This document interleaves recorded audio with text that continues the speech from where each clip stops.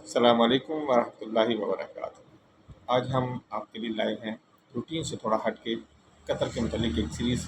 یہ 3 اقساط پر مشتمل ہے اور اس کو ہم الگ سے آپ کے لیے نشر کریں گے۔ تو آج کی جو ہماری پہلی قسط ہے، ہم فوری طور پر اس پر آتے ہیں۔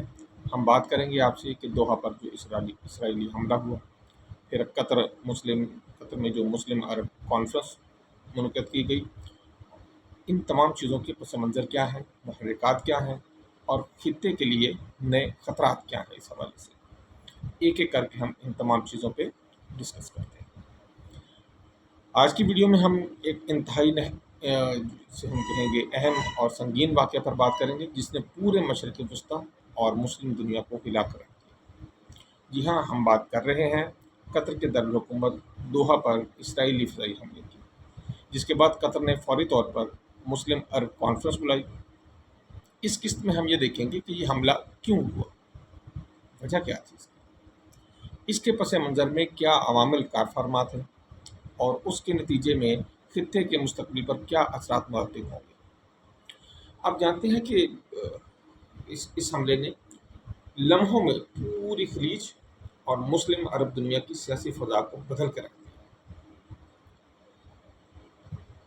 اس کا پس منظر اگر میں بیان کروں آپ کے پاس، تو قطر گزشتہ 2 دہائیوں سے فلسطین کے مسئلے پر ایک فعال ثالث کا کردار ادا کر رہا ہے۔ بار بار جب بھی لڑائی ہوئی، قطر نے بیچ بچاؤ کروایا اور امن قائم کروایا۔ چاہے غزہ کی جنگ ہو، اسرائیل اور حماس کے درمیان قیدیوں کے تبادلے ہوں، جنگ بندی کے معاہدے ہوں، قطر نے ہمیشہ ایک پل کا کردار ادا کیا ہے۔ اس پس منظر میں حماس کے کئی رہنما اور مذاکراتی ٹیمیں دوحہ میں موجود تھیں، تاکہ کسی نئے معاہدے کے حوالے سے کوششوں کو آگے بڑھا سکیں اور جنگ بندی کی طرف جایا جا سکے۔ لیکن ہوتا کیا ہے؟ آپ جانتے ہیں کہ 9 ستمبر 2025 کو صبح ایک اچانک فضائی حملہ ہوتا ہے۔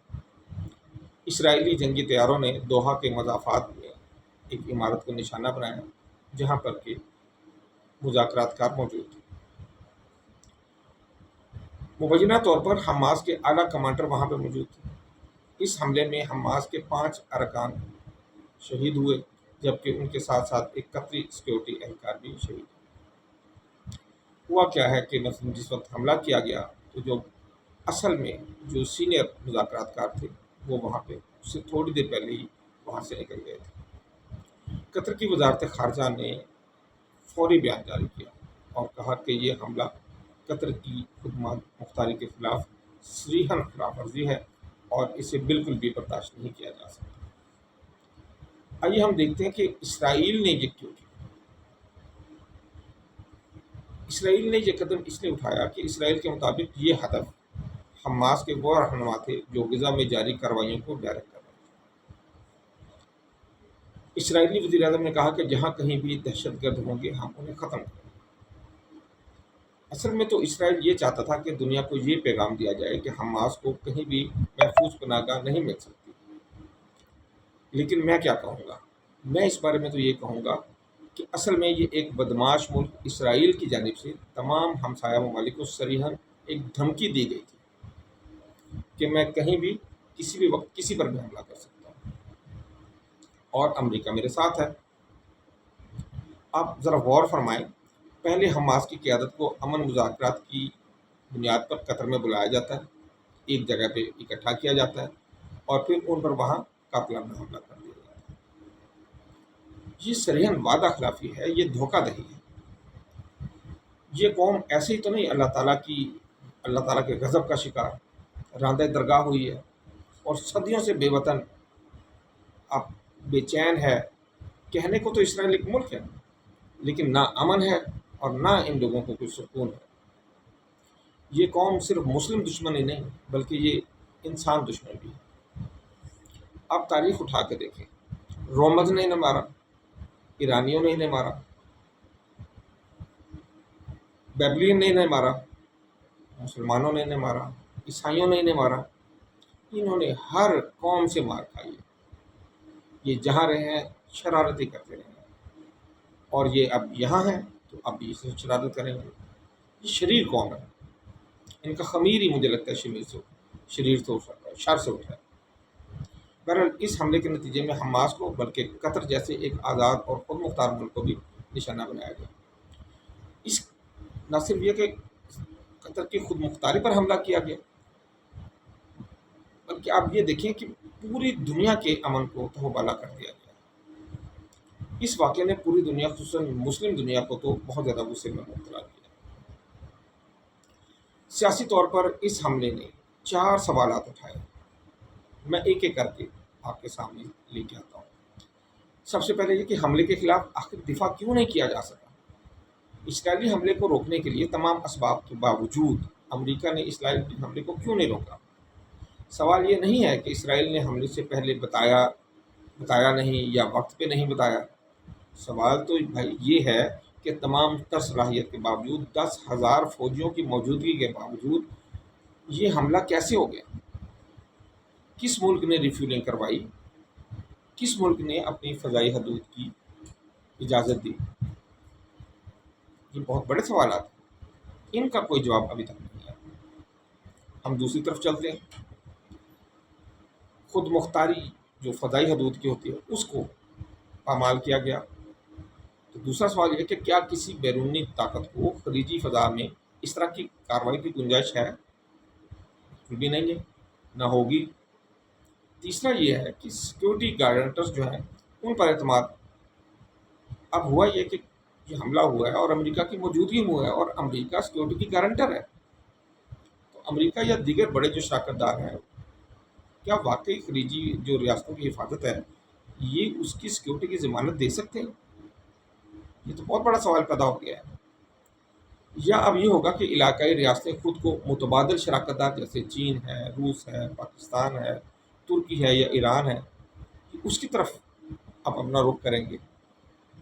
اور چوتھی بات، امن اور فلسطینی معاملہ، کیا ایسے واقعات سے جو پہلے ہی بحالی امن کو نقصان پہنچا چکے تھے اس واقعے نے کیا مزید پیچھے نہیں دھکیل دیا ہے؟ آپ بھی بالکل یہ کہیں گے ہاں بالکل دھکیل دیا ہے۔ تو یہ 4 ایسے معاملات ہیں جن کے اوپر اس کا بہت زیادہ اثر پڑا ہے۔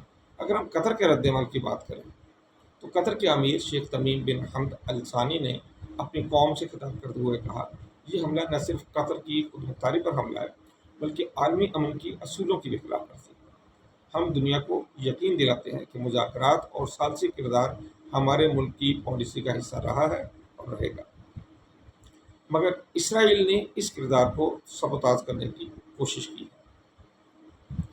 قطر نے اس حوالے سے فوری طور پر اقوام متحدہ کی سلامتی کونسل کا اجلاس بلانے کا مطالبہ کیا اور ساتھ ہی عرب لیگ اور OIC کو ہنگامی اجلاس کے لیے بھی پیغام بھیج دیا۔ بہرحال اس پر پاکستان اور الجزائر نے فوری طور پر سلامتی کونسل کا اجلاس بلانے کے لیے ریکویسٹ دے دی اور جس پر سلامتی کونسل کا اجلاس بھی ہو گیا۔ اور یہ وہی سلامتی کونسل کا اجلاس تھا جہاں پاکستانی مندوب عاصم افتخار صاحب نے اسرائیلی مندوب کو اچھا بھلا دھو کے رکھ دیا اور اس کا منہ ایسا بند کیا کہ وہ معذرت کرنے پر اور جواب نہ دینے پر مجبور ہو گئے۔ اگر ہم دیکھیں کہ مسلم دنیا نے اس پہ کیسا رد عمل دیا تو مسلم دنیا میں بہت زیادہ غصہ پایا گیا۔ دوحہ پر یہ حملہ اس لیے زیادہ حساس ثابت ہوا کیونکہ قطر تو ایک امن پسند صلح جو چھوٹا لیکن خود مختار ملک ہے جسے عالمی برادری ہمیشہ ایک امن دوست ریاست کے طور پر سمجھتی ہے، جس نے ہمیشہ لوگوں کے درمیان ثالثیاں کروائی۔ یہ حملہ ایسے وقت میں ہوا جب غزہ میں انسانی بحران پہلے ہی بہت شدید تھا، مسلم عوام پہلے ہی فلسطین کے معاملے پر جذباتی ہیں، اس لیے یہ واقعہ جلد پر تیل کا کام کر گیا۔ ترکی، ایران، پاکستان، ملائیشیا، سعودی عرب، مصر، UAE سمیت بیشتر ممالک نے فوری طور پر مذمتی جو بیانات ہیں وہ دیے اور کہا کہ اگر کسی ملک کی خود مختاری محفوظ نہیں، آج قطر کی نہیں تو کل تو یہ کسی کے ساتھ بھی ہو سکتا ہے۔ یہ تو جس کی لاٹھی اس کی بھینس والا اصول ہو جائے گا۔ UN کہاں گئی؟ انسانی حقوق کے چارٹر کہاں گئے؟ یہ تو سب پھر تو ریاستیں نہ رہیں گی، خالہ جی کا بیڑا بن جائے گا یہ تو۔ بہرحال بین الاقوامی سطح پر اثرات کو اگر ہم دیکھیں تو یہ واقعہ صرف مسلم دنیا تک محدود نہیں رہا، یورپ، چین، روس سب لوگوں نے مذمت کی ہے اس بات کی۔ اور تو اور آپ دیکھیں انڈیا نے جو پہلے تشویش کا اظہار کر رہا تھا اس نے بھی مذمت کر دی ہے۔ پتہ نہیں سورج کہاں سے نکلا تھا جب بھارت نے مذمت کرنے کا سوچا۔ بہرحال شاید اسے عقل آ گئی ہو۔ بہرحال یورپی یونین نے کہا ہے کہ یہ حملہ خطے میں امن کے امکانات کو مزید دور کر دے گا۔ بالکل ٹھیک ہے۔ چین نے زور دیا کہ قطر جیسے ثالث ملک پر حملہ مذاکرات کی موت کے مترادف ہے۔ بالکل ٹھیک ہے چین نے، اور اس طرح روس نے اسے بین الاقوامی قوانین کی صریحاً خلاف ورزی قرار دیا۔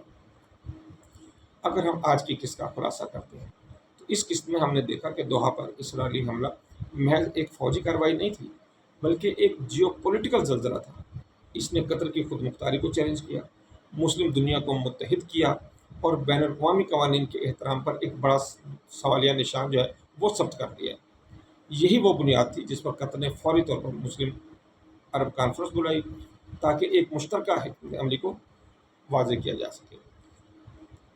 ہمارا یہ سلسلہ کار آگے جاری رہے گا۔ اگلی قسط میں ہم آپ سے جو بات کریں گے وہ اس بات پہ ہوگی کہ اس کانفرنس میں کون کون شریک ہوا، کس کس نے تقریر کیا کی، اور مشترکہ اعلامیہ میں کیا فیصلہ سامنے آیا۔ بس پھر ہو جائیں تیار، ملتے ہیں دوسری قسط میں، تب تک کے لیے اجازت دیجیے گا۔ اللہ حافظ، السلام علیکم ورحمۃ اللہ وبرکاتہ۔